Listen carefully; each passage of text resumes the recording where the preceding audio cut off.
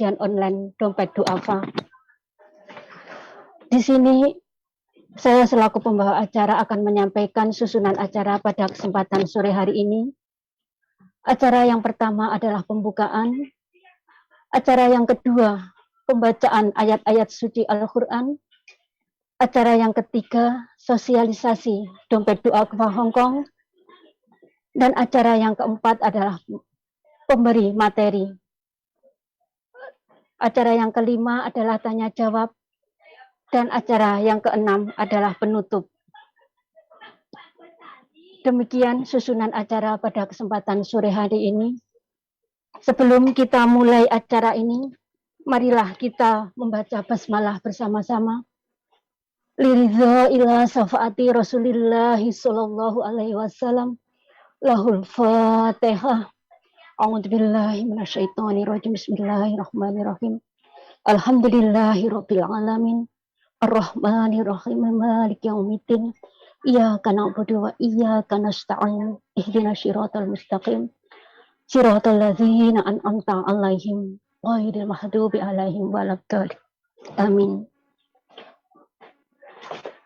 Acara yang kedua adalah pembacaan ayat-ayat suci Al-Quran yang akan dilantunkan oleh Ukhti Ulfaliyatun dari Majelis Bustanul Ulum Tunmun. Kepada yang bertugas dipersilahkan. Aku enggak perlu ngeblas loh, Bro.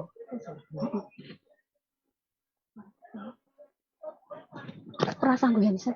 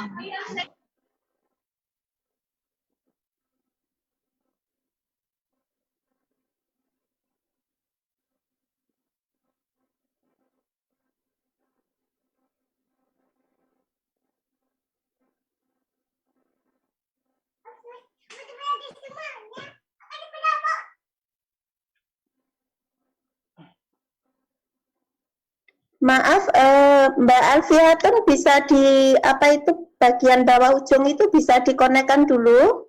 Belum bisa masuk ya suaranya. Dek, ditutup dong, Dek.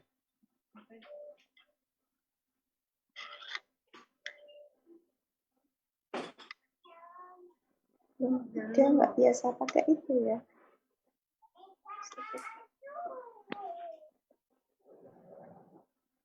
Nggak biasa pakai itu ya. Nggak boleh ganggu ayah ya.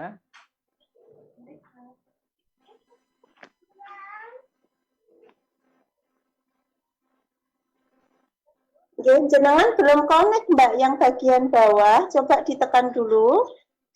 Ujung bawah bagian.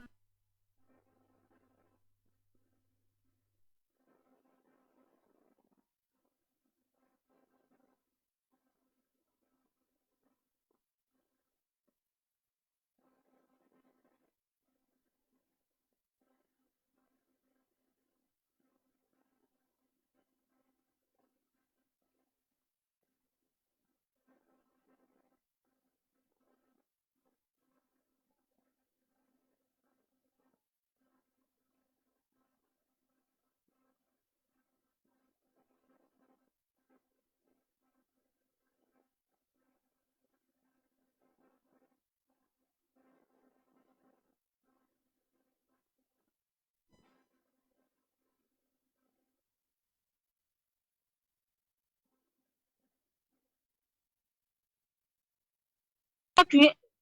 Lah jere nganggo tek sampean.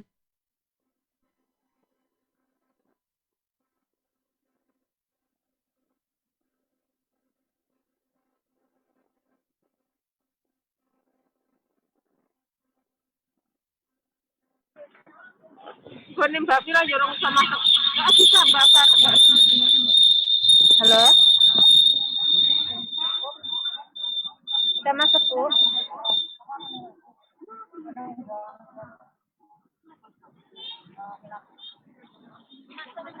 Ah iya. Belum bisa Mbak Rati. Udah koneksi.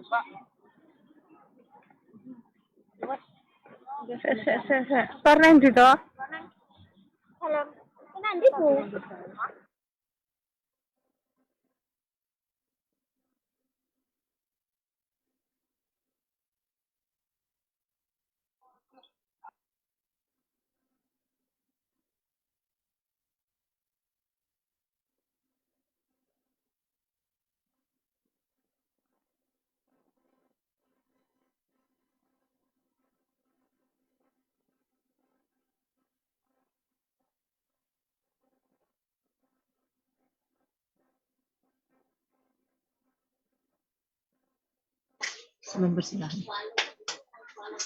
Monggo kepada Mbak Ulfi Yatun dari Majelis Bustanul Ulum Tumun untuk pembacaan ayat suci Al-Quran, dipersilahkan.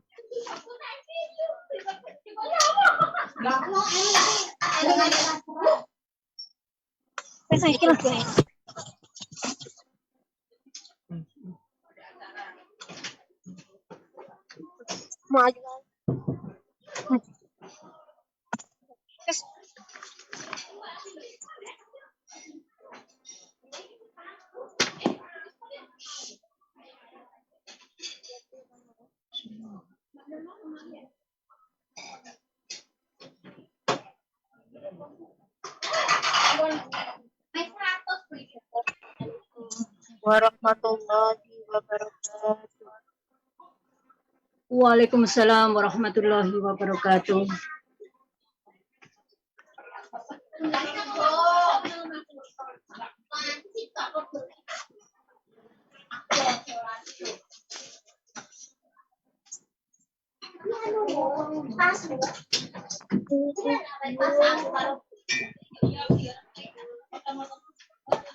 Ini ada suaranya.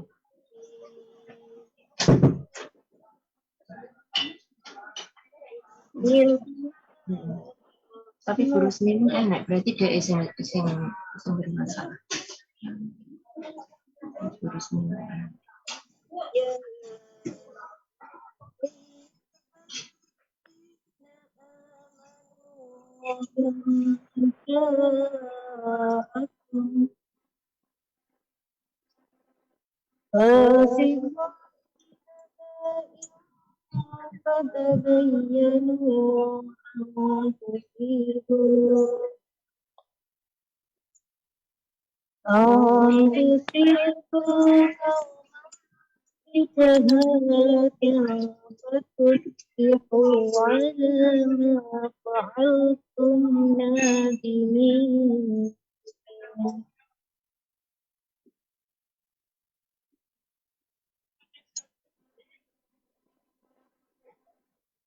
واعلموا أنكم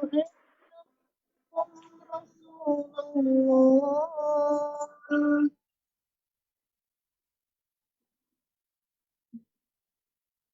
لو يطيعكم في كثير من الأمر لعنتم ولكن الله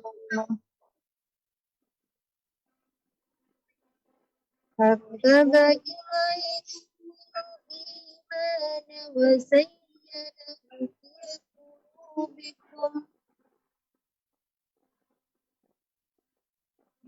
وكره إليكم الكفر والفسوق والعصيان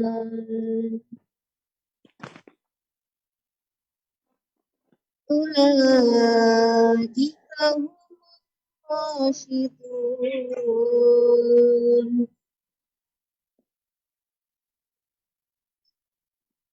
فضلا من الله ونعمة والله عليم حكيم صدق الله العظيم wassalamualaikum warahmatullahi wabarakatuh. Waalaikumsalam warahmatullahi Warahmatullahi wabarakatuh. Shadaqallahul adzim. Shadaqallahul adzim. Shadaqallahul adzim. Demikian pembacaan ayat-ayat suci Al-Quran. Semoga bermanfaat bagi kita semua, terutama untuk yang membacanya. Memasuki acara selanjutnya adalah, sebelum kita masuk ke kajian inti, saya ingatkan kepada teman-teman sekalian bahwa acara ini juga disiarkan langsung melalui Facebook dan juga rekamannya akan di-upload di YouTube Dompet Duafa Hongkong. Dan jangan lupa untuk like Facebook DD Dompet Duafa Hongkong dan subscribe YouTube DD Dompet Duafa Hongkong untuk mendapatkan update informasi-informasi yang bermanfaat dan juga kajian-kajian yang diselenggarakan oleh Dompet Duafa Hongkong. Acara selanjutnya adalah kajian inti pemberi materi dengan tema memahami kategori hadis dan terminologinya yang akan disampaikan oleh Al-Mukarram Bapak Ustadz Muhammad Isbullah. Kepada beliau dipersilahkan. Baik. Suara saya terdengar jelas ya, Bu ya? Bismillahirrahmanirrahim. Assalamualaikum warahmatullahi wabarakatuh. Waalaikumsalam warahmatullahi wabarakatuh. Alhamdulillahirabbil alamin wassalatu wassalamu ala asyrafil anbiya'i wal mursalin sayyidina Muhammad wa ala alihi wa sahbihi ajmain. Allahumma faqihna fid din wa 'allimna at-ta'wil. Allahumma akhrijna min zulumatil wahn wa akrimna binuril fahm wa sahhil akhlaqana bil hilm waj'alna mimman yastami'una al-qawla fayattabi'una ahsana. Alhamdulillah wa syukurillah, pada siang hari ini saya sangat berbahagia sekali melihat antusias dari ibu-ibu dan juga para pemirsa atau para penonton dimanapun berada pada siang hari ini. Saya sangat berbahagia sekali. Yang saya hormati ada pimpinan dari Dompet Duafa Hongkong, yaitu ada Pak Ahmad Baihaqi dan juga ada Bu Rusli juga. Beliau yang mungkin mengarahkan di sini. Mudah-mudahan teman-teman dari Dompet Duafa Hongkong diberikan kesehatan, keafiatan oleh Allah Subhanahu wa taala. Karena kiprah, saya rasa mungkin cuma Dompet Duafa Hongkong yang ada kajian rutinnya ya. Saya nggak tahu kalau Dompet Duafa lain. Yang hari ini maksudnya kalau bulan puasa itu mungkin rata-rata ya, kalau dari berbagai negara. Saya sudah menyampaikan di Jepang juga sudah, di Korea Selatan juga sudah. Tapi kalau untuk teman-teman Hongkong ini baru pertama kali untuk pertemuan kali ini. Suara saya agak jauh ya, mohon maaf. Kalau suaranya nggak jelas disampaikan aja Bu ya.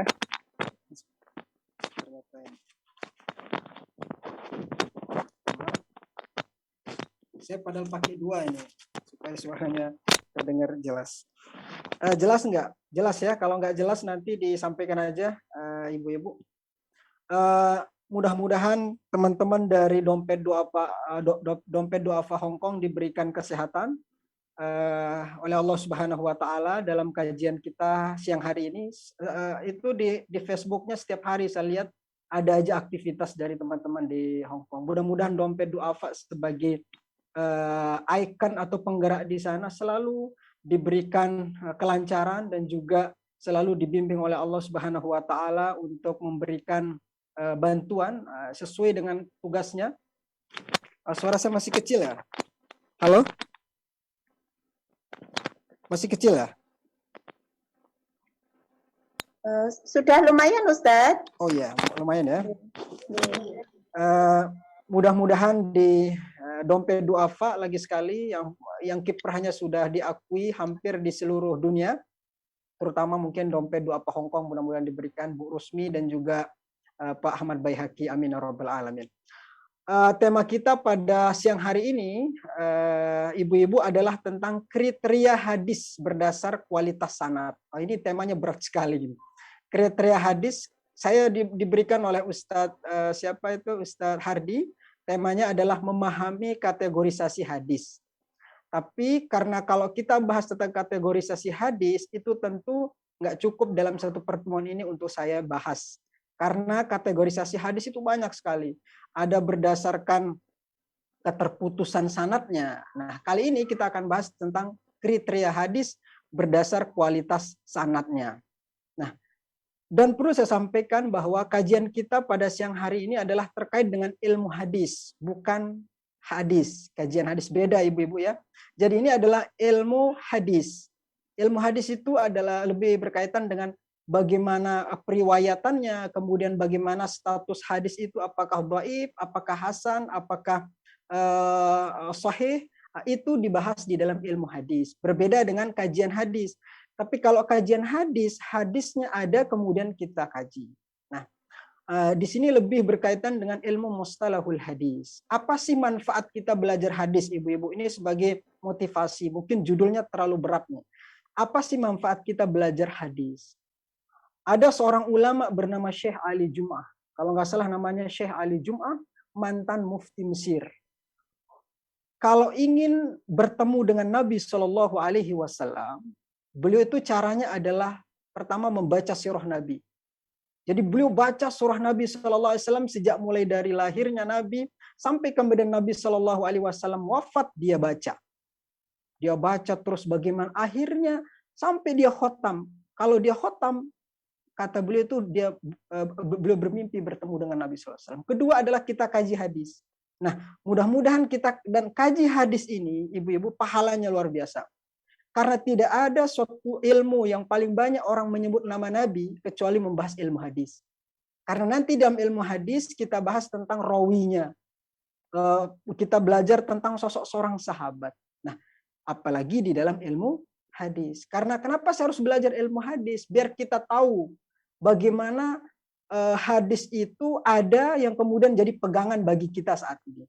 Mungkin ibu-ibu pernah dengar ini hadisnya sahih ini hadisnya dhaif. Ini hadisnya hasan. Nah, ini saya rasa ibu-ibu yang ada di Hong Kong sering mendengar istilah ini. Oh, ini dhaif hadisnya. Ini sahih.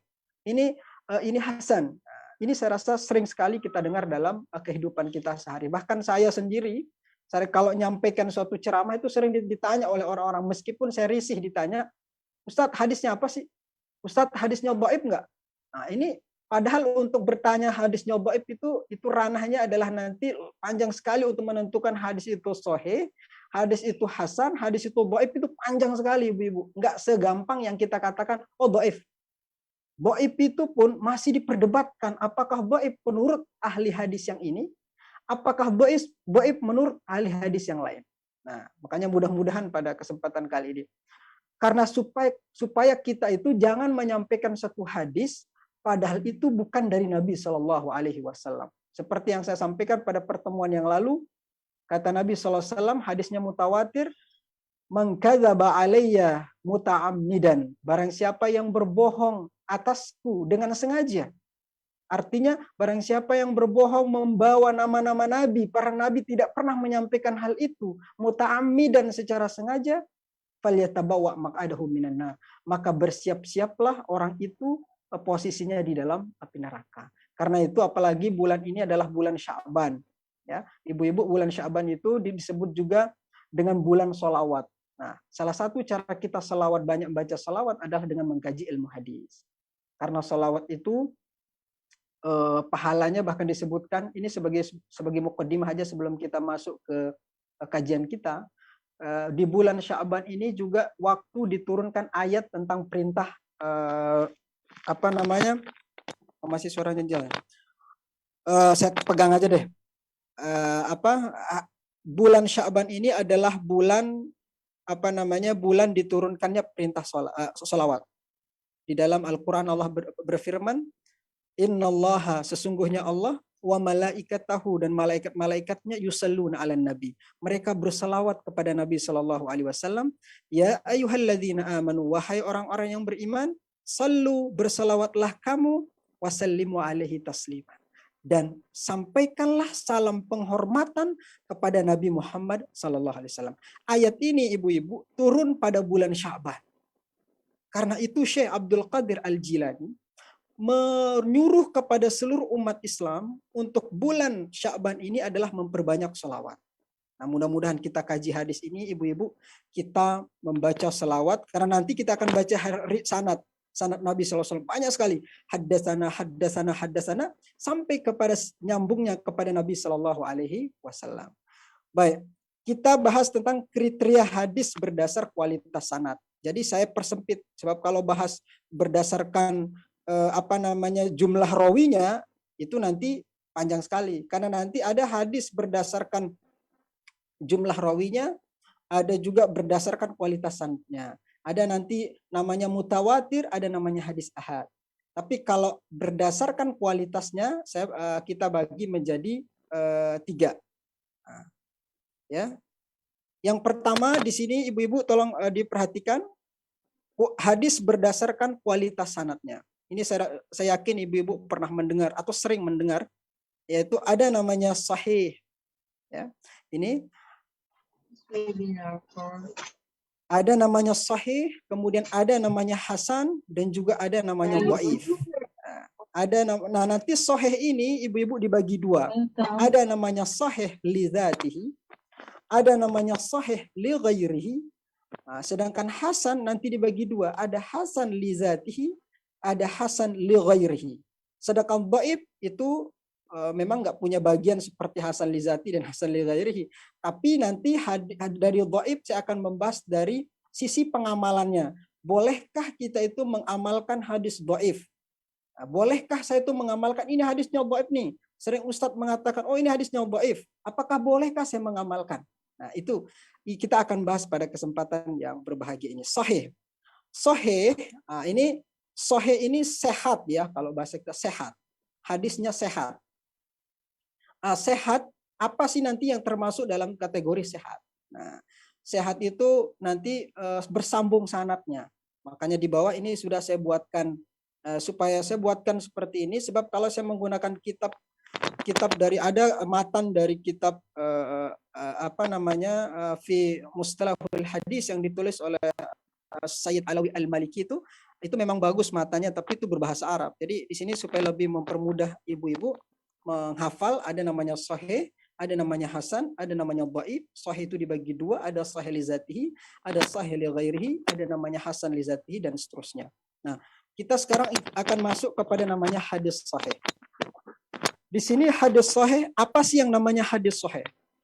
Kalau ibu-ibu pasti sering hadis sahih, hadisnya ini sahih. Namanya sahih itu adalah ma ittasala sanaduhu binaqlil adli dhabiti an mislihi ila muntaha min ghairi syuzuzin wala illatin.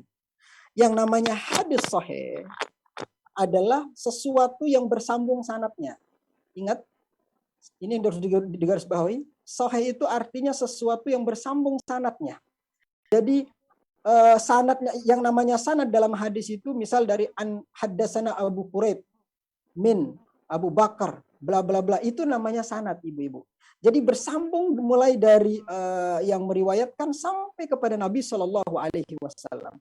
Kalau ada saja yang terputus nanti sanadnya, maka bukan namanya sahih. Oke? Ma ittasala sanaduhu binaqlil adli wa dhabiti an mislihi ila muntaha min ghairi syuzuzin wala illatin. Di bawah ini sudah saya buatkan. Yang pertama adalah sanadnya muttasil. Tadi sudah saya jelaskan, hadis yang sanadnya muttasil ini mulai dari pertama sampai dengan terakhir tidak boleh ada yang terputus. Kalau ada saja yang terputus, maka kualitasnya bukan sahih lagi. Yang kedua adalah perawinya adil.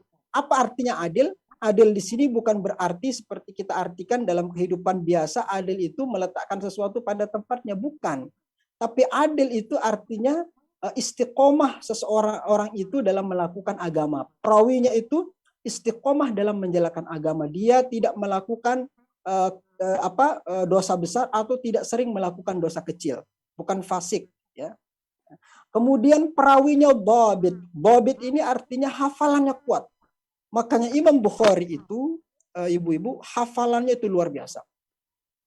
Hafal dia mulai dari, tidak hanya hafal sanadnya, ibu-ibu, mulai dari An Abi Quraibin misal, Haddatsa bi Quraibin, Ibnu Umar dan seterusnya. Tidak hanya menghafal silsilah sanadnya, tetapi juga menghafal latar belakang orang itu. Namanya misal saya namanya Hizbullah. Hizbullah itu lahirnya di mana? Lahir di Lombok. Orang tuanya siapa? Kemudian kehidupan sehari-harinya gimana? Imam Bukhari, ibu-ibu, hafal itu. Makanya sampai kitabnya namanya Sahih Al-Bukhari. Mudah-mudahan ibu-ibu nanti bisa memiliki kitab itu. Karena kalau ingin membaca dan ingin berinteraksi dengan Nabi Shallallahu Alaihi Wasallam, baca kitab Sahih Bukhari. Nah, kan sekarang ada terjemahan itu, ibu-ibu bisa menggunakan itu. Kalau ingin berbicara, berinteraksi dengan Nabi Shallallahu Alaihi Wasallam, kemudian terus intens baca Sahih Bukhari. Mudah-mudahan ibu-ibu bisa membacanya. Dan sekarang udah online juga sudah ada ya, tapi kayaknya lebih berkah itu secara langsung. Kemudian syarat hadis sahih selanjutnya adalah tidak ada syaz. Syaz itu artinya adalah tidak ada pertentangan antara riwayat yang satu dengan riwayat yang lain. Ya, jadi kalau ada hadis ini misal hadisnya mengatakan begini, innamal a'malu binniyat. Sesungguhnya amal perbuatan itu tergantung pada niat. Ternyata dalam riwayat yang lain ada yang berbeda. Jadi nggak boleh berbeda. Kalau ada yang berbeda, itu maka dia bukan namanya sahih karena tidak syaz. Selanjutnya adalah tidak ada illat. Illat ini artinya tidak ada cacat yang tersembunyi. Siapa yang tahu bahwa itu ada illat dan tidaknya? Tentu bukan ahli hadis yang sekaliber Imam Bukhari yang tahu. Karena paling sulit di sini orang mengetahui itu adalah illatnya. Tapi kalau orang yang ahli hadis, orang yang muhaddis itu, dia baru lihat aja ada orang baca hadis, ketahuan ini. Rawinya ada di mana cacatnya. Itu sudah memang paling sulit di sini yang tidak ada illat. Jadi ibu-ibu ingat, namanya hadis sahih itu harus ada syarat yang 5 ini. Sanadnya muttasil ittisal sanaduhu binaqlil adil ad-dhabit an mislihi illa muntahi min ghairi syuzuzin wala illatin. Sanadnya muttasil, rawinya adil, rawinya dhabit, tidak ada syaz dan juga tidak ada illat. Nah, oke. Kalau sudah terpenuhi yang ini, barulah disebut nama hadis sahih. Namanya hadis sahih. Nah, yang di pinggirnya ini namanya hadis sahih. Ya. Nah, nanti setelah itu hadis sahih itu nanti dibagi 2. Ada namanya sahih li dzatihi. Sahih li dzatihi artinya sahih karena zatnya. Dengan sendirinya dia sahih. Jadi sudah terkumpul yang 5-5-nya ini dengan dirinya. Tapi kalau sahih li ghairihi, adalah sahih karena yang lainnya. Awalnya dia adalah hasan, hadisnya ini hasan, tapi karena didukung oleh hadis yang lain, maka dia naik posisinya jadi hasan, dari hasan menjadi hasan li ghairihi, menjadi sahih li ghairihi. Nah, nanti saya akan buatkan contoh. Memang lagi sekali kajian kita pada hari ini adalah bukan kajian hadis ya, tapi kajian ilmu hadis. Apa sih gunanya belajar ilmu hadis, Ustadz? Kan sekarang tinggal buka aja tuh. Sudah ada yang mengumpulkan ya. Untunglah kita sudah punya ulama-ulama yang hebat seperti Imam Bukhari yang sudah mengumpulkan hadis di dalam Sahih Bukharinya itu. Makanya kata Imam Nawawi, salah satunya yang paling sahih setelah Al-Quran itu adalah kitab Sahih Al-Bukhari. Nah, oke. Selanjutnya ini adalah ini saya ambil dari kalau mau rumah fikih. Ini tadi pembagian hadis sahih. Oke. Ada sahih li zatihi, ada sahih li ghairi. Iza atlaqna sahih wa lam nadifhu ila syai'in akhar, dalla dzalika ala annana natakallam anil hadis sahih li zatihi. Jadi kalau tidak didoifkan oleh sesuatu yang lain, maka kalau dengan sendirinya maka dia termasuk namanya hadis sahih li zatihi. Nah, ini ibu-ibu saya akan datangkan contoh. Oke. Saya enggak lihat. Saya datangkan contoh. Ini contoh dari hadis. Mudah-mudahan ibu bisa baca. haddatsana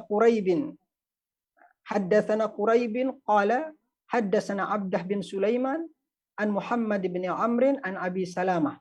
Jadi ini dari Sunan At-Tirmizi. Dari At-Tirmizi menceritakan dari gurunya Abu Quraib, haddatsana Abu Quraib. Jadi namanya sanad itu yang ini Ibu-ibu, mulai dari haddatsana. Abu Quraib, kemudian dari Abu Quraib berkata haddatsana Abdah bin Sulaiman, dari Abdah bin Sulaiman, dari Muhammad bin Amr, dari Abi Salamah, dari Abu Hurairah, dari Abu Hurairah. Nah, jadi jaraknya dari At-Tirmizi sampai kepada Nabi SAW berapa itu? Sampai Abu Hurairah. Qala Rasulullah sallallahu alaihi wasallam, laula an asyqa ala ummati, sekiranya tidak memberatkan kepada umatku, la amartuhum bisiwak, maka aku akan perintahkan untuk melakukan siwak inda kulli salatin, setiap melakukan salat. Ini hadis terdapat dalam Sunan At-Tirmizi. Ya, ini terdapat dalam Sunan At-Tirmizi, Ibu-ibu. Nah, yang saya merahin ini namanya Muhammad bin Amr. Muhammad bin Amr Al-Qamah. Nah, ini kata Ibnu Shalah dalam kitabnya Muqaddimah Ibnu Shalah. Muhammad bin Amr bin Al-Qamah minal masyhurina bisidqi wasyanah. Namanya Muhammad bin Amr Al-Qamah adalah terkenal minal masyhuri bisidqi wasyanah. Terkenal orang yang sangat jujur sekali, wasyanah, dan orang yang taat di dalam beragama. Lakinnahu, akan tetapi, lam yakun min ahlil itqani. Tetapi hafalannya itu tidak itqan. Hafalannya tidak begitu, bukan gak hafal, tapi kurang bagus hafalannya. Tapi bukan berarti gak hafal loh Ibu-ibu ya.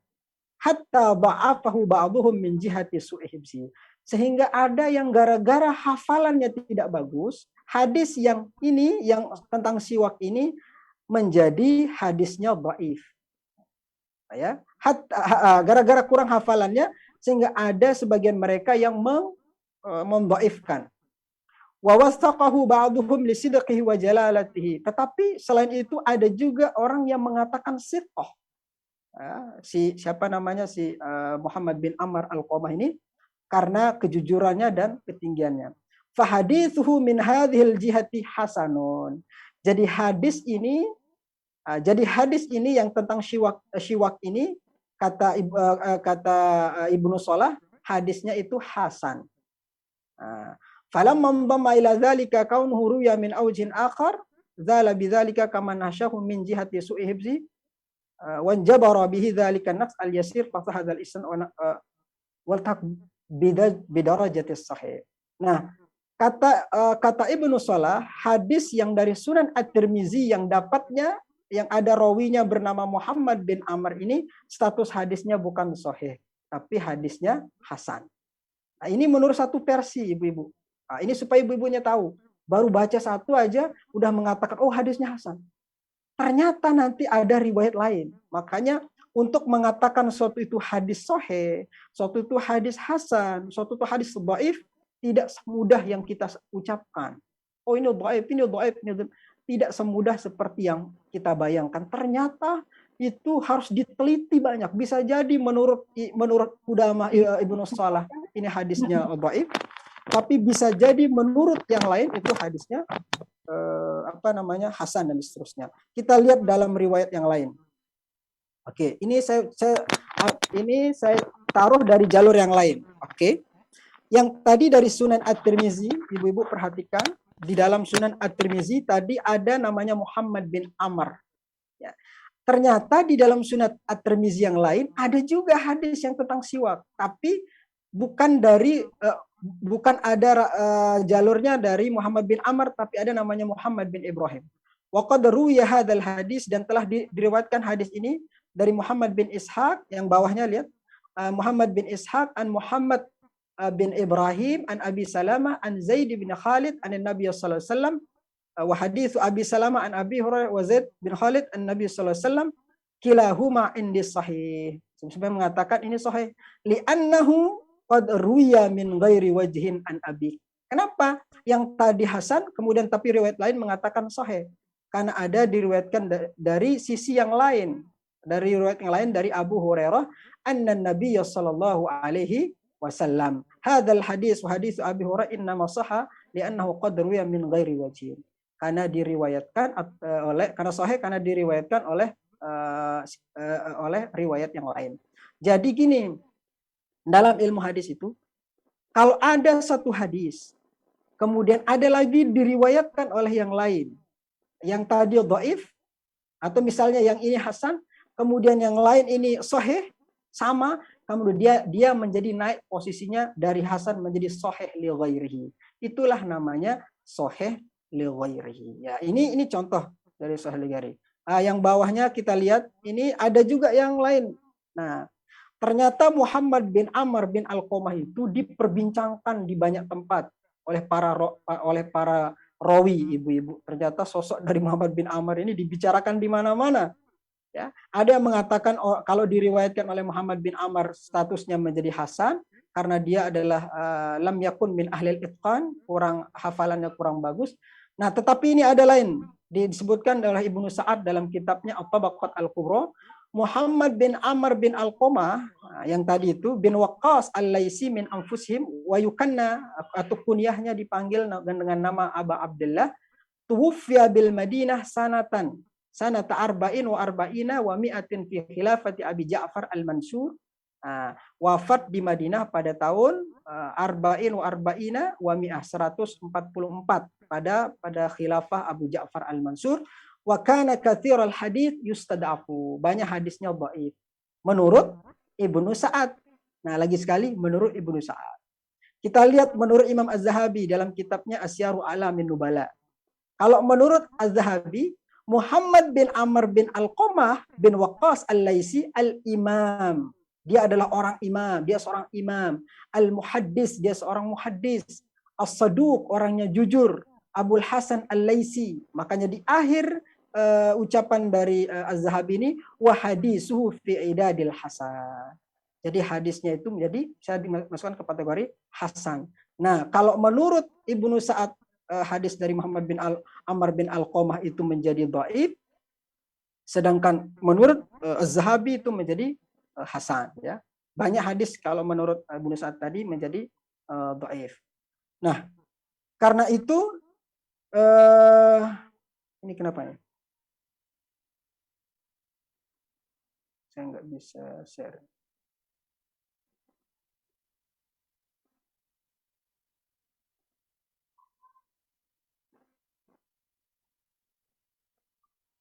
Ini kenapa ya?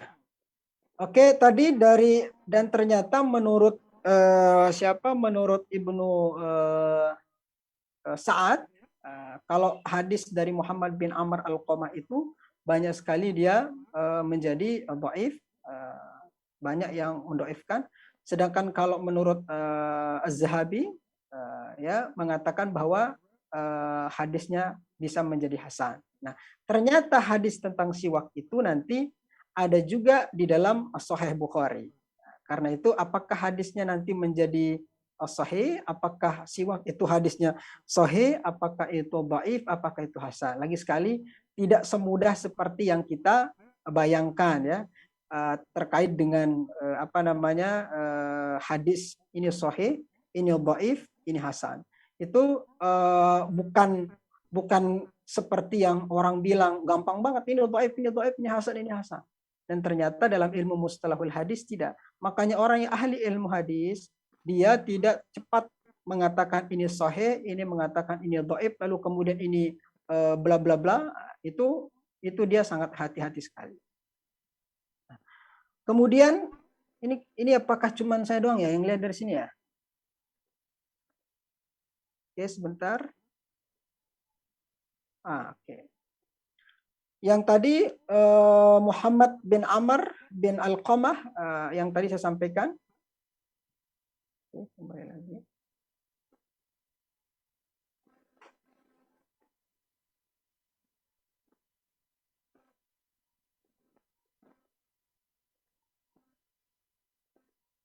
Suara saya jelas ya, Bu? Apa ada gangguan?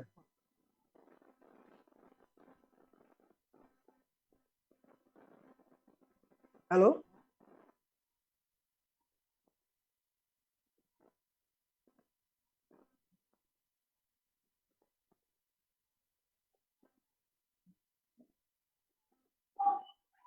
Suara saya jelas ya? jelas. Soalnya apa namanya? Tiba-tiba hilang share screen saya. Baik, tadi sampai hadis apa itu hadis sahih. Jadi contoh dari hadis sahih yang berupa apa namanya? Yang berupa sahih li zatihi dan sahih li ghairihi. Ini kok tiba-tiba hilang ya saya.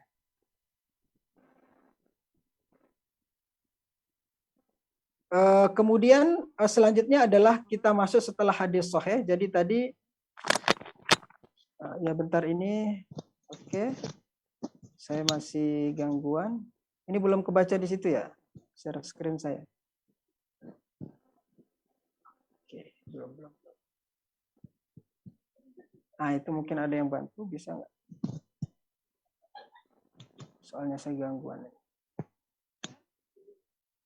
Oke, sambilan. Jadi hadis sahih, kemudian ada hadis hasan, ada hadis sahih, ada hadis hasan. Jadi berdasarkan kualitas sanadnya, hadis itu nanti dibagi menjadi tiga. Yang berdasarkan kualitas sanadnya, ada namanya hadis sahih. Tadi sudah saya jelaskan yang namanya hadis sahih itu adalah hadis yang memiliki 5 syarat. Sanadnya harus tersambung. Kemudian orangnya harus oke, ini nggak bisa share screen lagi ya.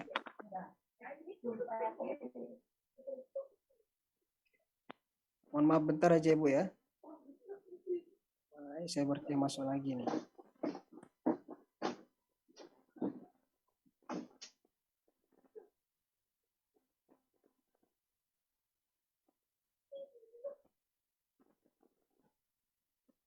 Jadi sambilan saya menunggu share, jadi hadis sahih itu tadi syaratnya harus memenuhi ada apa namanya harus adil.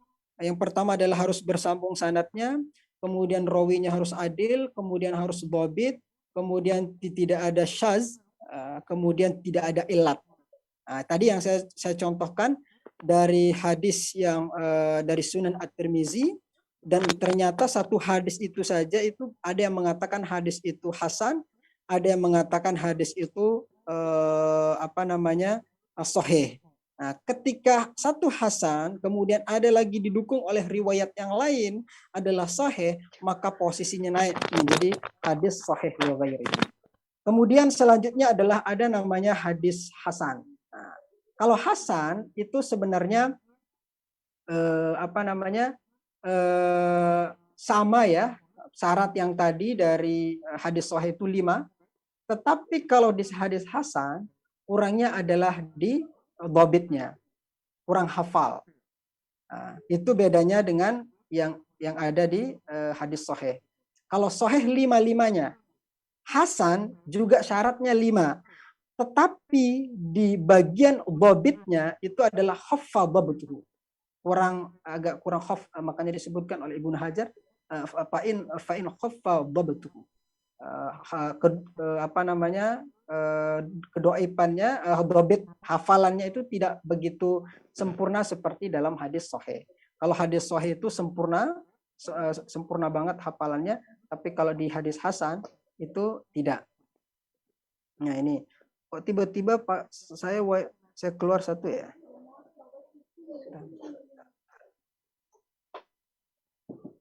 Saya soalnya pakai 2, jadi kalau pakai langsung itu nggak bisa.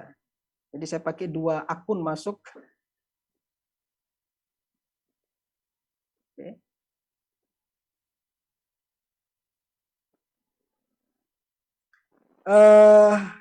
Jadi kemudian selanjutnya adalah hadis hasan ya, lagi sekali. Kalau hadis sahih itu tadi 5 syaratnya. Harus ada ittisal sanadnya, kemudian harus ada rawinya adil, kemudian ada rawinya itu harus dhabit, kemudian tidak ada syaz, kemudian tidak ada illat. Tapi kalau hadis hasan, lagi sekali, kalau hadis hasan itu 5, tapi supaya Ibu cepat hafal, sama 5, tapi kurangnya itu adalah di bagian apa namanya di bagian dhabitnya. Tidak sempurna hafalannya seperti hadis sahih. memang banyak sekali memang pengertian dari hadis hasan ini disebutkan oleh para ulama dalam mukaddimahnya Ibnu Shalah mengutip Al-Khattabi juga ada hasan itu diartikan dengan ma'urifa mukhrijuhu. Ma'urifa mukhrijuhu artinya diketahui tempat periwayatannya. Jadi namanya hasan itu adalah diketahui tempat periwayatannya di mana saja hadis tersebut diriwayatkan. Kemudian ada juga yang mengatakan hadis hasan ini karena saya kumpulkan dari berbagai kitab ya, ada dari kitabnya Syekh Alawi Al-Maliki ya. Saya kumpulkan dalam kitab beliau tentang Al-Qawaid Al-Asasiyah fi Mustalahul Hadis yang ditulis oleh Sayyid Alawi Al-Maliki. Kemudian ma'urifa mukhrijuhu dalam sumber yang lain, hadis hasan itu adalah ma'urifa mukhrijuhu, kemudian washtahara rijaluhu. Terkenal rijalnya. Artinya masyhur. Apa yang dimaksud dengan washtahara rijaluhu? Yaitu masyhur dari sisi keadilan dan kodobitannya. Kemudian ada juga yang mengatakan hadis hasan itu harus kebanyakan hadis tertumpu kepadanya. Madar. Makanya di sini sudah saya buat fal hadisul hasan ma khaffa fihi dhabtu rawihi wa nazala an martabati rijalis sahih fil hifzi wal itqan. Kemudian sedangkan hasan li ghairihi huwa ma kana fi aslihi dha'ifan dha'fan yasiran walakinahu ata min ghairi wajhin bihadha an-nahw fartaqi al-hadis ad-dha'if ila ratbatil hadis al-hasan li ghairihi. Jadi kalau mau sederhananya memang hadis hasan itu ibu-ibu adalah hadis yang sama syaratnya dengan hadis sahih, hanya saja di bagian dobitnya tidak sesempurna dari hadis sahih.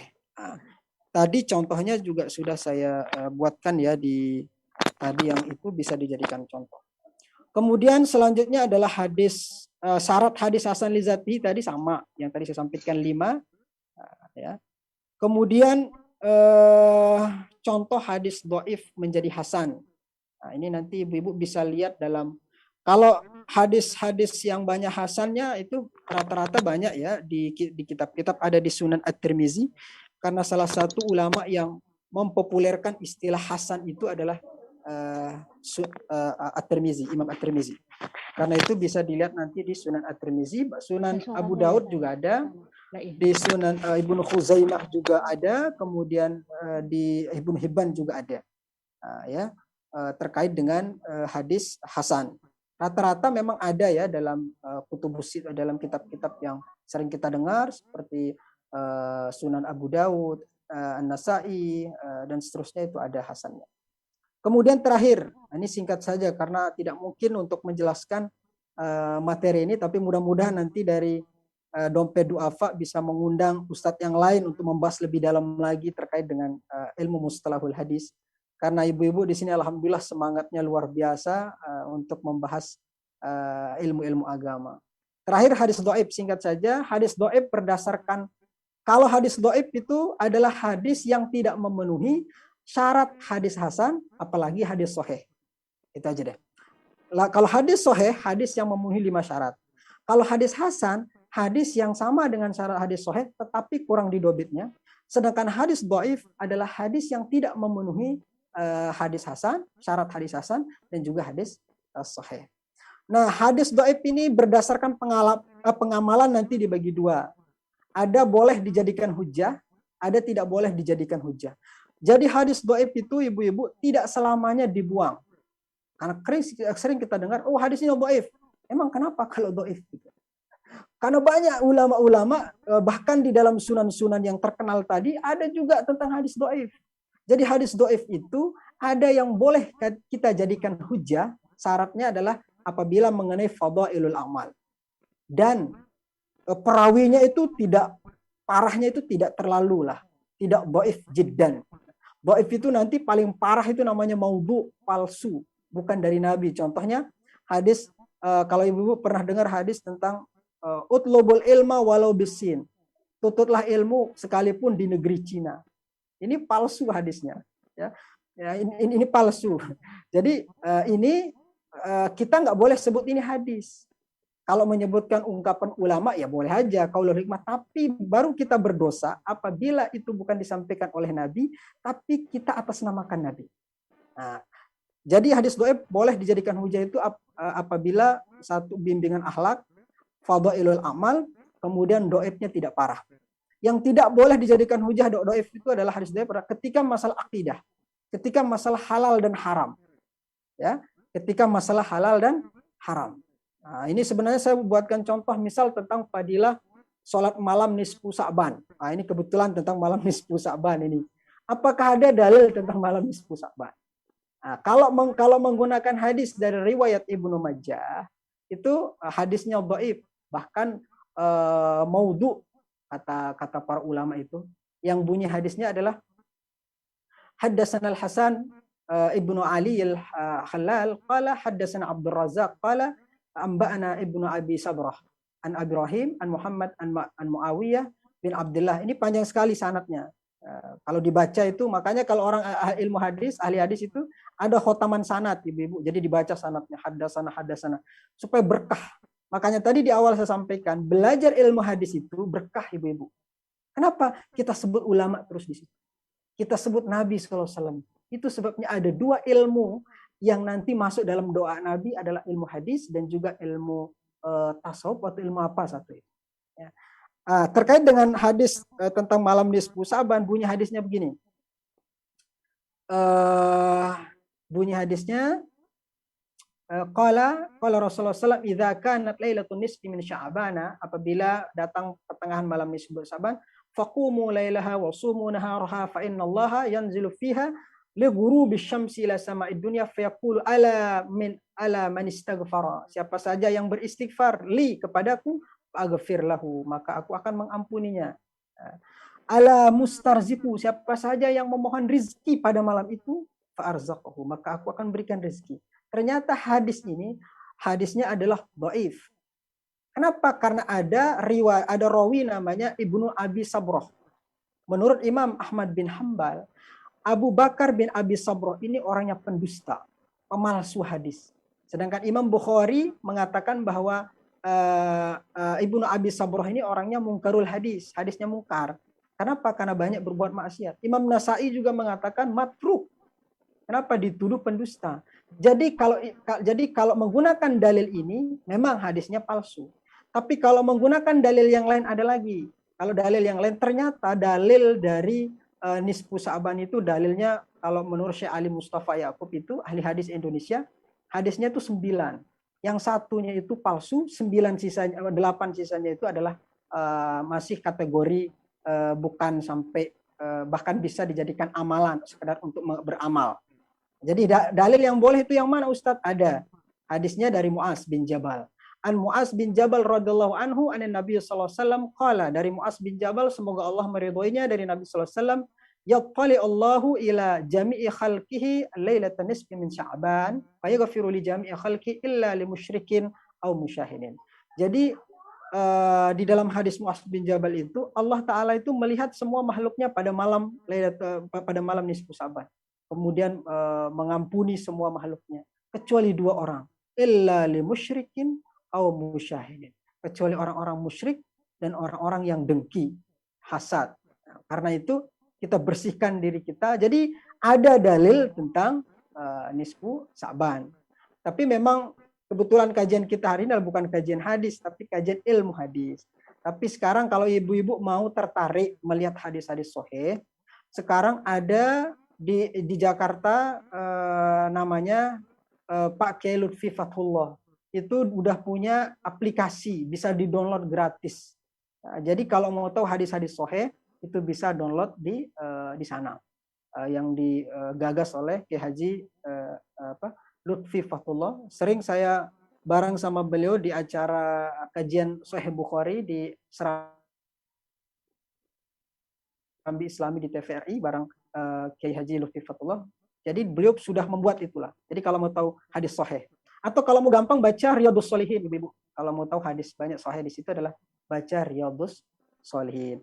Jadi itu ya hadis dhaif, Jadi kalau singkatnya Ibu lagi sekali saya simpulkan, kalau hadis sahih itu adalah hadis yang harus memenuhi 5 syarat. bersambung sanadnya, kemudian rawinya adil, kemudian dhabit, kemudian tidak ada syaz dan tidak ada illat. Kalau hasan, semua yang ada dalam hadis sahih kecuali kurang dhabit, khaffa dhabtuhu. Sedangkan kalau hadis dhaif tidak memenuhi syarat hadis hasan dan juga tidak memenuhi syarat hadis sahih, apalagi hadis sahih. Mungkin sebagai pengantar itu mudah-mudahan ibu-ibu tidak pusing mendengarnya, tapi insya Allah lah semangatnya ibu-ibu di sini untuk mengkaji hadis. Saya sangat apresiasi sekali setiap hari ngaji itu. Jarang orang yang ada di perantauan ngaji setiap hari, itu luar biasa. Insya Allah turun nanti rahmat Allah Ta'ala, memudahkan segala urusan kita, kemudian kita Amin, ya bisa Rabbal Alamin. diberikan kesehatan, segala hajat dan cita-cita kita. Amin. Karena berdoa pada saat ngaji ini ibu-ibu, hadisnya sahih. Turun rahmat pada saat ngaji ini. Karena itu pada ngaji itu saya harap tidak hanya ibu mendengarkan ilmu dari saya, tidak hanya kita diskusi, tapi juga simpan doa di sini. Karena di sini turun turun rahmat Allah, turun para malaikat yang berdoa kepada kita. Amin. Mohon maaf atas segala kekurangan. Amin, ya Allah, ya Rabbal Alamin. Ya Allah, amin. Assalamualaikum warahmatullahi wabarakatuh. Waalaikumsalam warahmatullahi Waalaikumsalam wabarakatuh. warahmatullahi wabarakatuh. Alhamdulillahirabbil alamin. Terima kasih kami sampaikan. Semoga mauidhatul hasanah tadi dapat meningkatkan ketakwaan kita kepada Allah Subhanahu wa taala serta bermanfaat untuk kita semua. Amin ya rabbal alamin. Jamaah Madrasah Rantau rahimakumullah.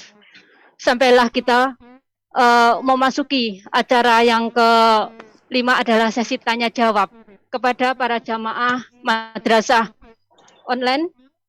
Kami persilahkan untuk bertanya kepada beliau Ustadz Muhammad Hizbullah. Monggo yang mau bertanya, kami persilahkan.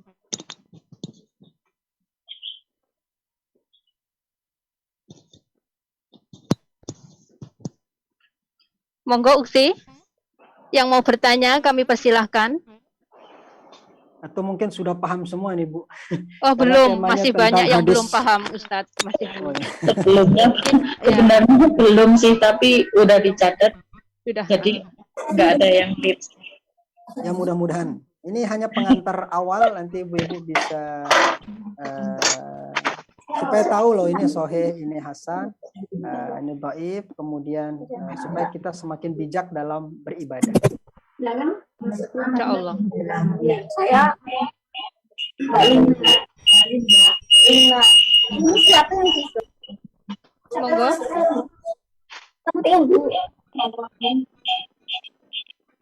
Monggo kepada jamaah untuk dipersilahkan bertanya.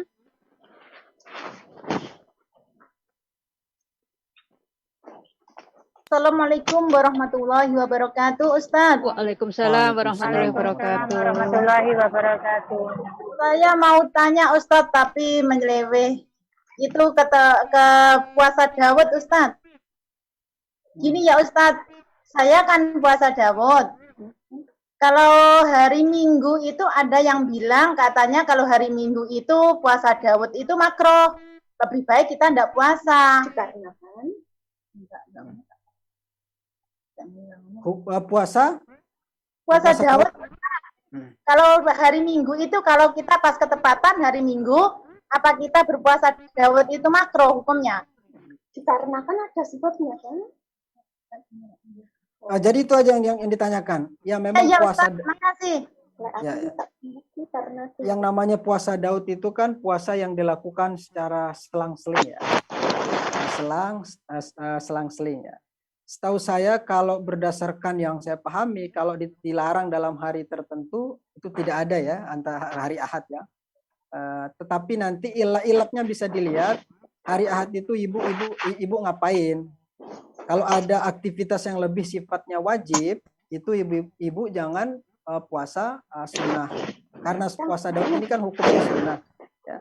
Lebih baik dahulukan yang wajib ya. Lebih baik dahulukan yang wajib. Kalau ada yang sifatnya lebih wajib, makanya nanti ibu bisa lihat. Kalau sekiranya ada orang yang tidak mampu puasa Daud, ada aktivitas-aktivitas lain, misal ibu pekerja di luar sana ya, bekerja harus tiap hari, kemudian mengeluarkan tenaga yang banyak, itu saran saya lebih baik nggak usah puasa. Ya. Karena bekerja itu pun yang ibu-ibu lakukan di sana saat ini itu juga bisa dihitung pahala. Wa qul i'malu fasayarallahu amalakum wa rasuluhu wal mu'minun. Itu hadisnya. Terkait dengan hari Ahad tertentu saya nggak pernah dengar ya dilarang hari Ahadnya. Wallah, mungkin apakah karena saya kurang ilmu apa gimana? Kecuali mungkin ada ilat-ilat tertentu yang kemudian menyebabkan kita tidak berpuasa pada hari Ahad. Maaf Ustadz, ini saya genapi pertanyaannya nggih, karena kan di hari Minggu itu kita bertemu dengan teman-teman, bersilaturahim, jadi ada makan bersama, intinya begitu. Nggih. Kalau saran saya lebih baik nggak usah puasa Daud. Saran saya, karena berkumpul karena menyambung silaturahim itu hadisnya sahih juga ada itu. Ya, karena ini puasa Daud hukumnya adalah sunnah. Pertama, membuat orang lain bahagia itu kan juga dapat. Kan pernah dulu siapa itu? Lupa namanya. Ada seorang sahabat sampai kemudian disindir. Kalau nggak salah Salman Al-Farisi apa siapa namanya? Nanti hilap. Mudah-mudahan ada yang ingat. Dia punya teman yang dipersaudarakan oleh Rasulullah SAW antara Muhajirin dengan Ansor waktu itu. Lalu yang satu ini, kalau nggak salah Salman atau siapa namanya? Kalau saya hilap nanti bisa dikritik. Kerjaannya puasa terus, nggak pernah kerja ibu-ibu, nggak pernah kerja. Lalu datang temannya supaya dia menguji bahwa pada hari itu dia makan bareng. Ketika datang temannya disuguhin makanan, sementara dia sendiri nggak mau makan. Kata teman yang datang ini sahabat yang soleh sekali, alim. Saya tidak akan mau makan kalau kamu juga nggak mau makan. Akhirnya nggak jadi puasa itu. Karena itu saran saya, kalau ada acara-acara yang sifatnya adalah membangun keakraban dan sebagainya, saran saya ini adalah puasa Daud adalah puasa yang sunnah. Bangun keakraban, bangun apa, itu saya rasa lebih bagus. Karena ibadah yang sifatnya individu, ibadah yang sifatnya sosial, itu lebih besar pahalanya dari ibadah yang sifatnya individu. Apa maksudnya? Ibadah buat diri pribadi kita itu lebih besar pahalanya ibadah yang sifatnya adalah ijtimaiyah, ibadah sosial. Makanya bersedekah di tempat individu orang dengan bersedekah di panti jompo pahalanya jauh lebih besar di panti jompo, atau bersedekah di dompet duafa jauh lebih besar pahalanya di dompet duafa daripada bersedekah antara satu orang dan orang lain. Karena itu mudah-mudahan yang nonton ini juga bersedekahnya di dompet duafa semua kan. Amin ya rabbal alamin. Karena di dompet duafa kan dikelola secara bijak, kemudian disalurkan harta itu secara menyeluruh, dan itu pahalanya besar. Makanya ibadah ijtimaiyah itu jauh lebih pahalanya daripada ibadah fardiyah. Wallahu a'lam. Terima kasih Ustaz. Mohon maaf Ustaz, saya ingin meneruskan pertanyaan tentang puasa juga, tentang puasa ayamul bid. Itu kalau kita pas ketepatan hari Minggu, itu kan biasanya ayamul bid itu kan kalau hari di sini itu kan hari Sabtu, Minggu dan Senin biasanya itu seperti itu. Apakah kita juga kalau kita hari Sabtu itu melaksanakan puasa sunnah itu, lalu bagaimana pada hari Minggunya Ustadz? Apakah termasuk ayamul bid? Puasa ayamul bid itu puasa itu kan apa? Karena jarang 1 bulan 3 hari. Iya, karena jarang saya menggunakan puasa ayamul bid. Jadi ada juga nih pertanyaan, misal ayamul bid puasa 13, 14 tiap bulan. Oh kan? Iya. Kemudian kenapa bahkan ada yang bertanya kenapa dinamai dengan ayamul bid? Kaitan dengan tambahan yang tadi.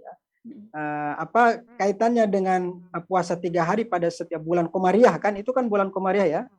Bulan apa namanya? Bukan bulan itu ya.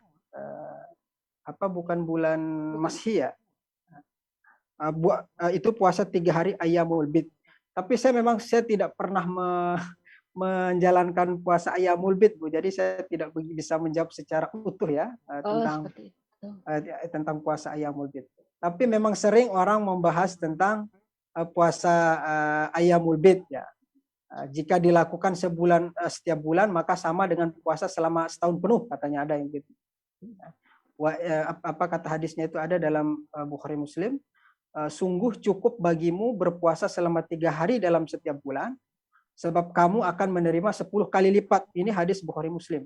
Ini saya rasa Ibu pernah dengar.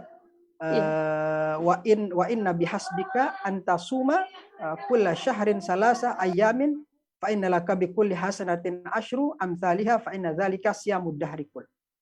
Cukup bagimu berpuasa selama 3 hari dalam setiap bulan, sebab kata di dalam hadis itu kamu akan menerima 10 kali lipat pada setiap kebaikan yang kau lakukan. Karena itu maka puasa Ayyamul Bid itu katanya sama dengan berpuasa setahun penuh. Kenapa dinamai Ayyamul Bid dulu ini supaya orang-orang juga tahu kenapa dinamai Ayyamul Bid. Di dalam kitab memang pernah disinggung di dalam kitab namanya Umdatul Qari Syarhu Sahih Al-Bukhari, bahwa sebab dinamai dengan Ayyamul Bid itu terkait dengan kisah Nabi Adam dulu. Jadi kisah dengan Nabi Adam ketika diturunkan ke muka bumi. Jadi kalau riwayat Ibnu Abbas itu mengatakan bahwa ketika Nabi Adam alaihissalam diturunkan ke muka bumi, itu seluruh tubuhnya itu terbakar oleh matahari. Sehingga menjadi hitam atau gosong. Kemudian Allah memberikan wahyu kepadanya untuk berpuasa selama 3 hari. Ya karena saya jarang. Kalau Ibu yang rutin silahkan, itu bagus ya. Ada 13, 14, 15. Ketika berpuasa pada hari pertama, katanya seperti badannya menjadi putih.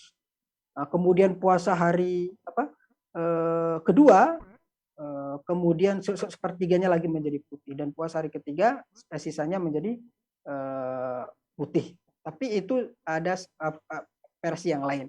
Nah, tadi yang ditanyakan oleh ibu adalah ketika bertepatan dengan apa tadi, Bu? Hari Sabtu apa? Bisa diulang?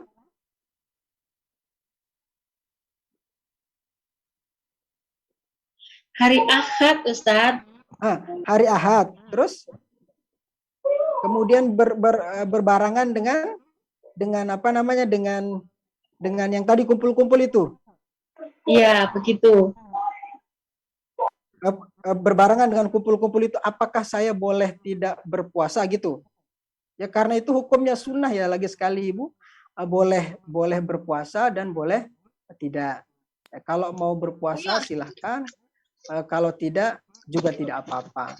Dan seperti itu. Silahkan lihat dari sisi dampaknya. Dampaknya itu dalam artian mana yang menurut Ibu pahalanya atau mana manfaatnya lebih banyak mana? Apakah Ibu harus berpuasa atau apakah Ibu tidak? Lagi sekali ini adalah hukumnya sunnah. Ya, memang sunnah hukumnya, dan namanya sunnah itu ya kalau dilakukan ya dapat pahala, ya tidak juga nggak apa-apa gitu. Itu karena kan kalau di hari Ahad itu di majelis taklim seperti ini kan biasanya banyak jamaah juga yang melaksanakan puasa itu gitu loh Ustadz. Jadi kan Sabtunya sudah puasa, jadi Ahadnya gitu ya diteruskan sampai hari Senin kemudian seperti itu gitu loh. Iya silahkan aja Ibu mau pilih, Ibu mau puasa lanjutkan silahkan, atau mau makan-makan. Nah, kebetulan makan-makan nih, misal Bu Rusmi sudah siapin makanan di situ sama teman-teman dompet duafa, silahkan. Tapi kalau sekiranya Ibu misal juga tidak terlalu ya nggak terlalu kepengen juga makannya, kemudian lebih baik kemudian sudah kenyang juga, saran saya lanjutkan puasa. Tapi memang kalau Ibu misal udah kenyang nih dan cuma Ibu doang dan nggak akan mengganggu aktivitas yang lain, ya silahkan berpuasa aja. Tapi kalau sekiranya itu adalah Ibu diharapkan oleh orang-orang yang di situ, Bu Ruspi katanya harus begini, kita ini kompak karena begini. Nah, itu kan beda lagi hukumnya. Tapi lagi sekali, yang menentukan nanti manfaatnya itu adalah Ibu sendiri. Kalau berpuasa yang dirasa Ibu ini adalah lebih menenangkan hatinya, Ibu jalankan puasa. Kalau menenangkan ini lebih tenang saya berpuasa nih, oke silahkan. Karena lagi sekali ini ranahnya adalah puasa sunnah.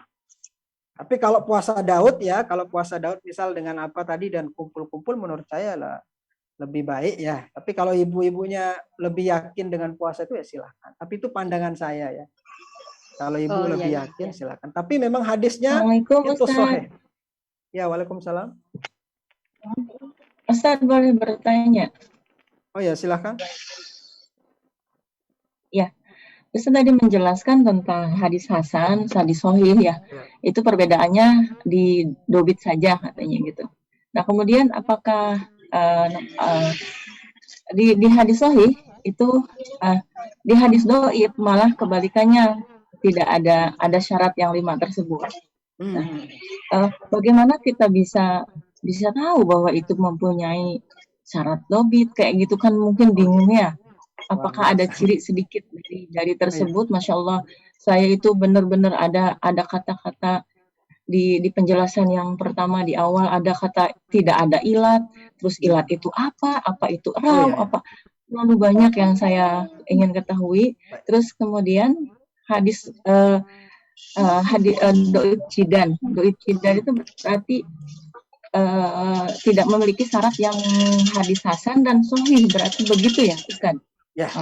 Kemudian ada hadis yang namanya hadis yang sudah saya terima dari dulu, carilah ilmu sampai ke negeri Cina. Ya. Carilah ilmu begitu. sampai ke Apakah negeri itu hadis doif ya. Okay. atau Assalamualaikum warahmatullahi wabarakatuh. Saya Nur Halimah Ustaz. Oke. Terima kasih Bu Halimah. Pertanyaannya luar biasa. Memang betul. Untuk menentukan dhaif, sahih dan hasan itu bukan saya, Bu ya. Itu harus ahli di bidang hadis. Ya. Karena nanti bisa jadi dhaif menurut saya, tapi bisa jadi tidak dhaif menurut yang lain. Tadi saya sampaikan syarat hadis sahih itu adalah yang namanya syarat hadis sahih itu harus ittisal sanadnya. Sanadnya harus bersambung.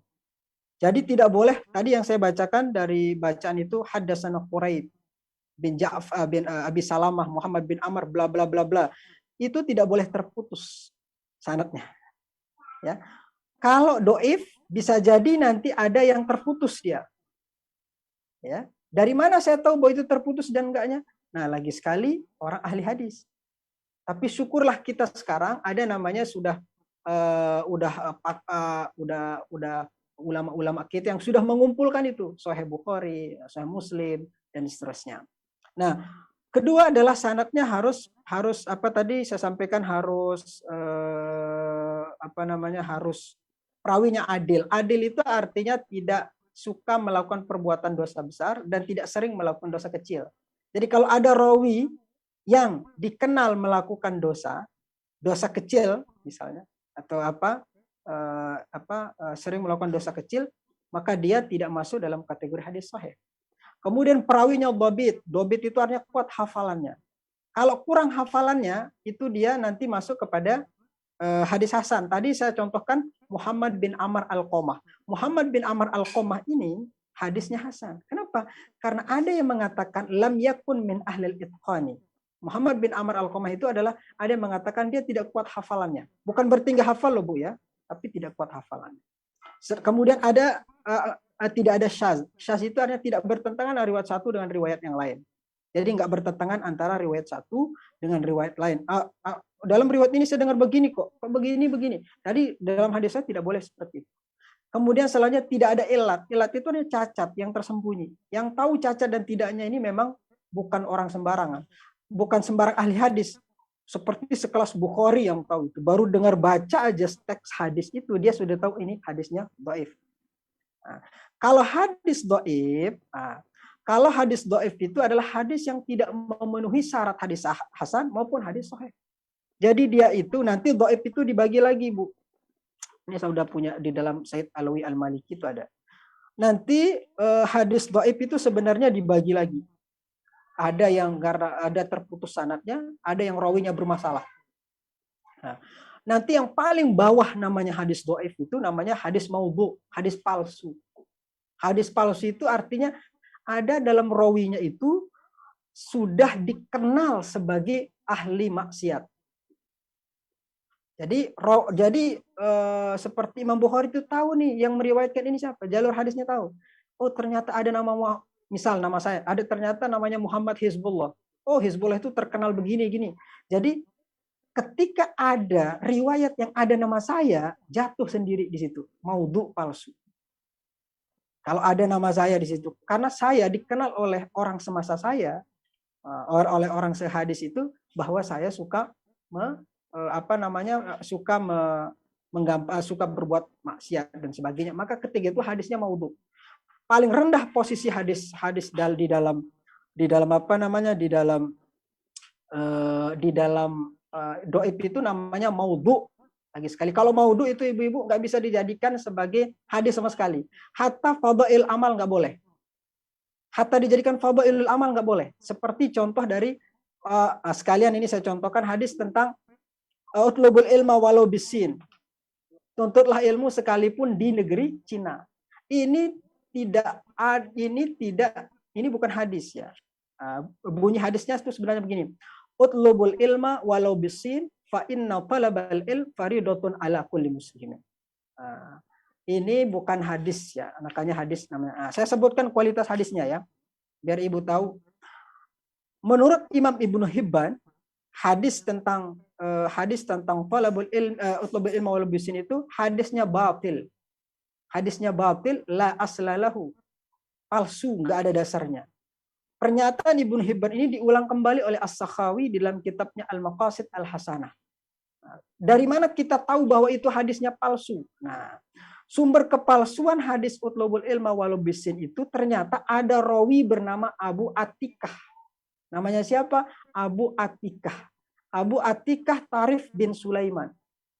Ada rawinya namanya Abu Atikah Tarif bin Sulaiman. Menurut para ulama hadis, seperti An-Nasai, Abu Hatim mengatakan bahwa Abu Atikah ini tidak memiliki kredibilitas sebagai rawi hadis. Jadi penyebabnya hadis maudhu dari utlubul ilma walau bisin, ada rawinya bernama Atikah Tarif bin Sulaiman. Itu sebabnya hadisnya menjadi dhaif. Jadi tidak boleh kita sebut ini hadis. Haram hukumnya. Enggak boleh kita sebut itu hadis ya. Kalau kita sebut ini hadis, Rasulullah telah bersabda, utlubul ilma walau bisin. Itu nggak boleh. Ibu sekarang udah tahu nih. Jadi nggak boleh ibu sebut ini hadis. Kalau ibu udah tahu sekarang, kemudian ibu sebut hadis, masuk dalam kategori hadis man kadzaba alayya muta'ammidan falyatabawa maq'adahu minan nar. Kalau mau sebut itu lebih baik jangan sebut hadis, bilang disebutkan oleh ulama. Ada yang mengatakan utlubul ilma walau bisin. Tutla ilmu di negeri Cina. Sebab hadis palsu itu enak. Dulu karena pintar orang bikin hadis palsu ada itu. Karena supaya terongnya laku dia sebut barang siapa yang makan terong dapat pahala.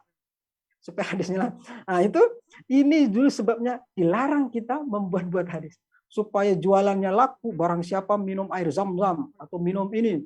Oh bla bla bla. Itu sebut-sebut nama Nabi, oh itu dosanya luar biasa. Kecuali kalau nggak tahu ya.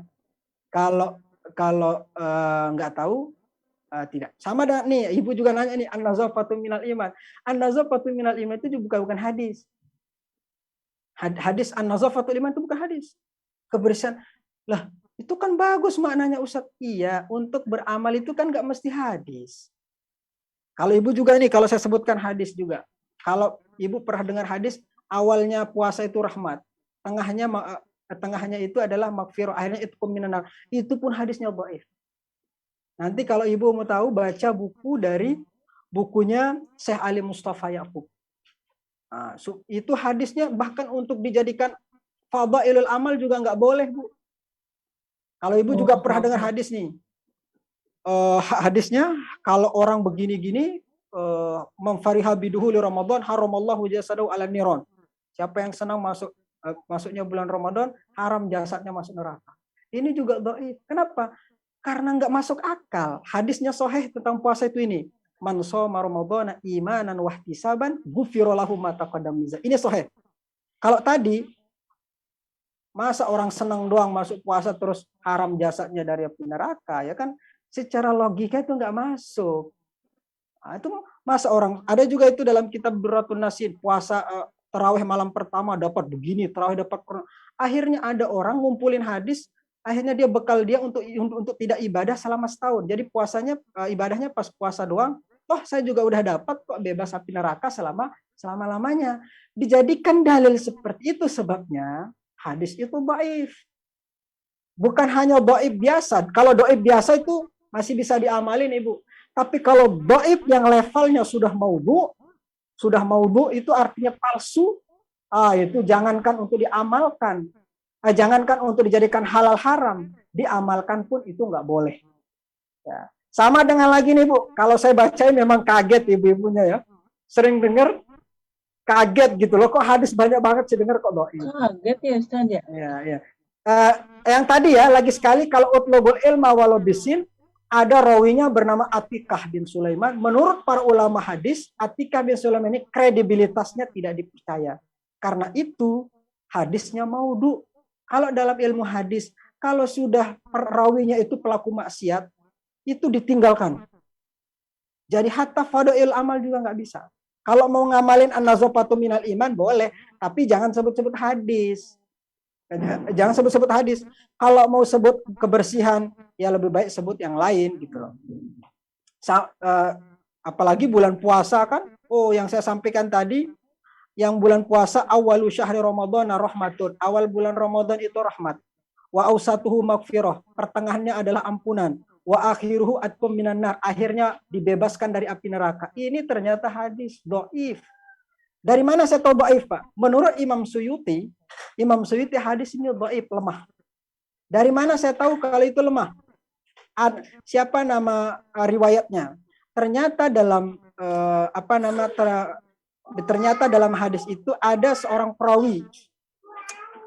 Sumber kelemahan ini ada dua rawi. Satu nama rawinya hadis itu namanya adalah Salam bin Sawar dan Maslamah bin Asal. Kedua orang ini dikenal di kalangan ahli hadis. Menurut Ibnu Adi dikenal di kalangan ahli hadis, orangnya mungkarul hadis. Jadi ini supaya makanya nanti kalau ibu-ibu mau silakan baca bukunya Syekh Ali Mustafa Yakub, itu sudah mengumpul hadis-hadis palsu seputar bulan Ramadan. Ada bukunya Ali Mustafa Yakub, hadis-hadis, atau Ustaz Abdul Somad juga udah itu kalau nggak salah. UAS itu tapi dalam bentuk tulisan.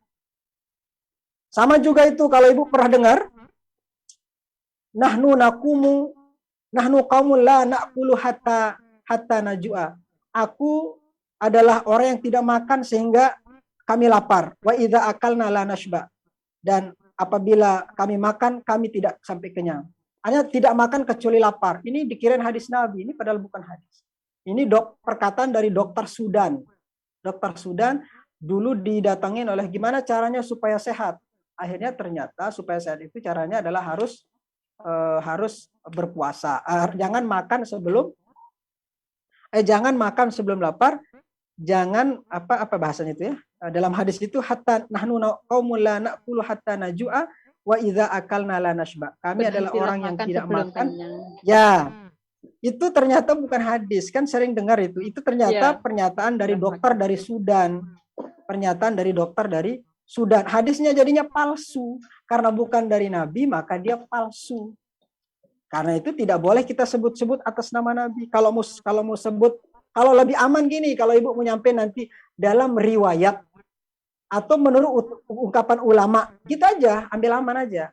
Jangan sampai sebut nama Nabi padahal bukan dari Nabi. Bulan puasa juga banyak tuh. Tidurnya puasa itu naumus shaim ibadah. Itu juga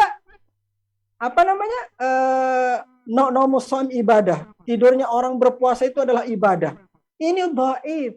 Hatta diamalkan pun tidak boleh karena bertentangan. Kalau akhirnya kerjaannya orang itu tidur mulu. Kalau mau tidur dan bisa bernilai ibadah, bisa nggak? Bisa. Tapi jangan sebut hadis Nabi, bilang aja saya mau istirahat nih. Supaya nanti bekerja saya kuat. Itu dapat pahala tidurnya ibu. Ibu sekarang mau tidur nih. Tidur. Ntar malam saya mau sholat malam. Ya udah hari ini saya tidur. Tidurnya ibu itu bisa jadi pahala. Nggak mesti bulan puasa dapat ibadah. Ya kan, naumus shaim ibadah. Lalu kerjanya orang tidur mulu, ya kan? Bulan puasa. Ya kan? Kerjanya tidur mulu. Karena ada rawi-rawi, cara mengetahuinya Kalau orang ahli hadis tahu ada nama rawi-rawinya yang bermasalah, Ibu. Tadi sekali lagi yang menuntut ilmu di Cina ada namanya Atikah. Itu rawinya sangat dikenal ahli maksiat di situ. Jadi Jadi dia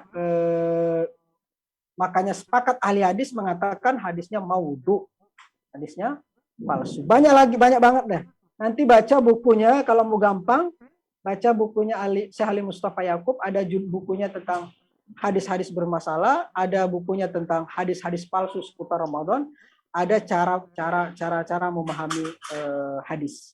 Di Dompet Duafa juga banyak ahli-ahli hadis, saya rasa dari misalnya Ustadz Ar-Razi Hashim itu, nggak tahu apakah pernah beliau nyampaikan di sini, apalagi kalau beliau yang nyampaikan lebih kencang lagi nanti. Tapi itu loh maksud saya supaya tapi hadis doib bisakah naik posisinya dan bisa diamal? Bisa. Apa contohnya Ustadz? Contohnya hadis doib yang kemudian bisa diamalin itu adalah tentang mengusap wajah setelah sholat. Jadi setelah sholat, mengusap wajah, hadisnya ada yang menyebutkan doib. Tapi kalau ada hadis doib, kemudian ada riwayat lain juga doib, naik posisinya menjadi hasan li ghairihi. Lagi sekali, ada hadisnya doib. Ternyata ada hadis lain lagi juga doib. Sama bunyinya. Yang tadinya doib, sama-sama doib, ada riwayat lain lagi banyak, naik posisinya menjadi hasan li ghairihi. Jadi boleh dia diamalkan. Contohnya hadis yang mengusap wajah itu kan katanya kana idza da'a fa rafa'a yadayhi masha wajhahu biyadayhi. Nah, katanya itu Nabi SAW itu apabila Rasulullah berdoa, beliau selalu mengangkat tangannya.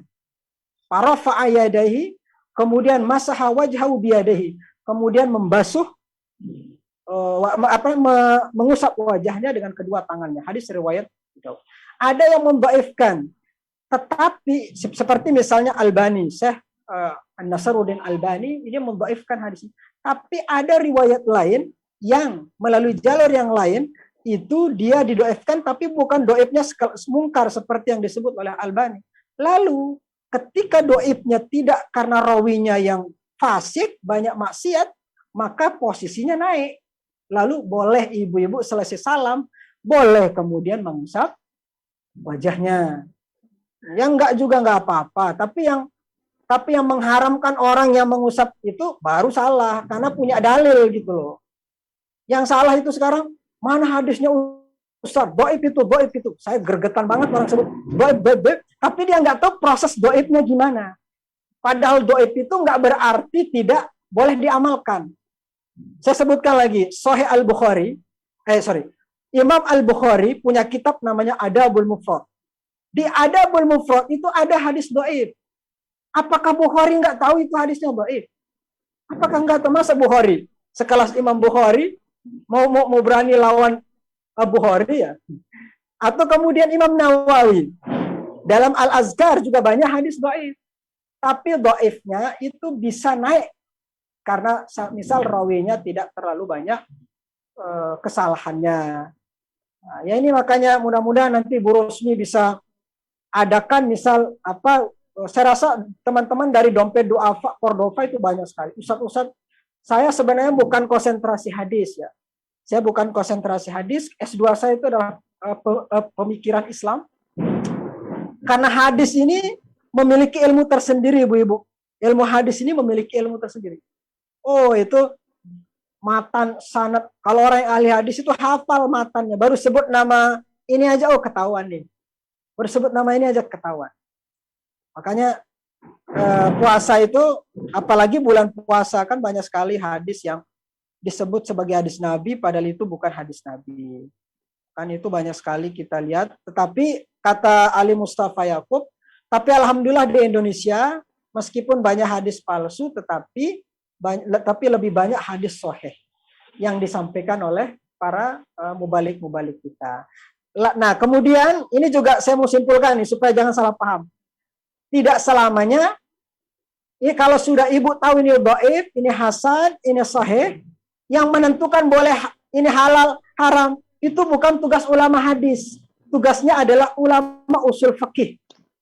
Bukan tugasnya ulama hadis. Ulama hadis seperti Imam Bukhari itu tugasnya hanya mengumpulkan aja dalam kitab Sahih Bukhari, ngumpulin. Nanti yang jadikan hukum halal haram itu adalah ulama usul fikih, ulama fikih. Nah, di Jakarta nih hujannya kencang banget nih Bu nih. Atau kalau di Hong Kong ini Bu Rusmi hujan nggak di sana? Di sini hujannya gede banget. Nggak hujan sini Ustaz. Di sini gede banget nih petirnya. Jadi itu ya, mungkin gara-gara bahas hadis kali. Jadi mudah-mudahan Ibu tertarik untuk bahas hadis. Bahas ilmu hadis itu pahalanya banyak sekali karena kita bersebut nama Nabi SAW. Makanya kalau mau ingin bermimpi bertemu Nabi, lagi sekali, kalau ingin bermimpi bertemu Nabi, baca sirah Nabi, baca sholawat, baca hadis Nabi. Jadi itu ya, ini mungkin kepanjangan, ini waktunya mungkin udah habis. Wallahu a'lam bishawab.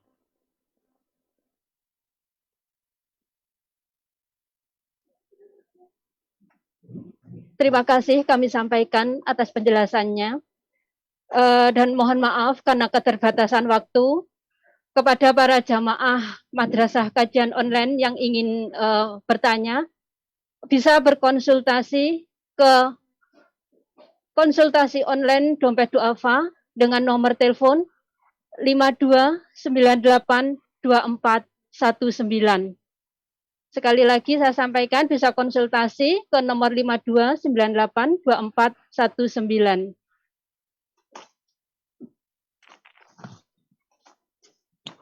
Kepada Oh ya Bu, para satu jamaah, lagi Bu sebentar. Iya Ustaz. Kemarin juga ada bertanya, ini saya mau revisi lagi karena mumpung sebentar aja. Iya, monggo. Tentang berdoa, mendoakan orang yang non Muslim. Kemarin ada saya ditanya lagi nih, boleh nggak mendoakan orang non Muslim yang sudah meninggal dunia? Kemarin saya mengatakan boleh. Memang ada ulama yang membolehkan, ada yang tidak membolehkan. Ya, kalau yang memang mayoritas itu yang tidak membolehkan karena dalil dari hadis Nabi dari Quran surah At-Taubah ayat 113 yang bunyinya maka nabiyyin walladzina amanu ayyastaghfiru lil musyrikin. Tapi ditafsirkan kata yastaghfirun ini bukan bermakna memohon ampun. Ada ayat ini diartikan dengan sholat jenazah. Lalu yang tidak boleh itu katanya adalah sholat jenazah. Tapi kalau berdoa itu hukumnya boleh. Tetapi ada ulama mayoritas yang mengatakan hukumnya tidak boleh. Lagi sekali itu fikih. Fikih itu fleksibel. Ada yang mendapatkan ini, ada yang berpendapat seperti ini. Supaya teman-teman yang ada di Hong Kong ini pemikirannya terbuka. Apalagi di sana saya rasa masalah yang dihadapi jauh lebih besar daripada di Indonesia ya. Saya rasa di sana tantangannya jauh lebih besar. Kalau di Indonesia nggak ada tantangan. Kalau di Hong Kong saya rasa ini baru salah nggak sih? Dari segi Jadi makanan juga jauh Ya, tantangannya betul. jauh lebih besar dari segi makanan, harus ekstra berhati-hati Ustaz. Dan pahalanya jauh lebih besar Ibu dari sana daripada Alhamdulillah, alhamdulillahirabbil. Jamaah madrasah perantau rahimakumullah, sampailah kita kepada penghujung acara, yaitu doa sekaligus penutup yang akan dipimpin oleh Al-Mukarram Ustadz Muhammad Hizbullah. Kepada beliau kami persilahkan. Baik, ibu-ibu, marilah kita semua berdoa. Mudah-mudahan pada kajian kita pada siang hari ini diberkahi oleh Allah Ta'ala. Seperti yang disebutkan dalam hadis, doa pada majelis ilmu itu, doanya tidak ditolak oleh Allah Subhanahu wa Ta'ala. A'udzubillahi minasyaitonirrajim. Bismillahirrahmanirrahim. Alhamdulillahirabbil alamin. Hamdan yuwafi ni'amahu wa yukafi'u mazidah. Ya Rabbana lakal hamdu wa lakal syukru kama yanbaghi li jalali wajhikal karim wal azimi sultanik. Allahumma salli ala sayyidina Muhammad ya sayyidina ya Muhammad inna natawajjahu bika ila rabbina fi hajatina hadzal yawm lituqda lana Allahumma syafi'hu fina Allahumma syafi'hu fina Allahumma syafi'hu fina la ilaha illa anta subhanaka inna kunna minadh dhalimin. Rabbana hab lana min azwajina wa zurriyyatina qurrata a'yun waj'alna lil muttaqina imama.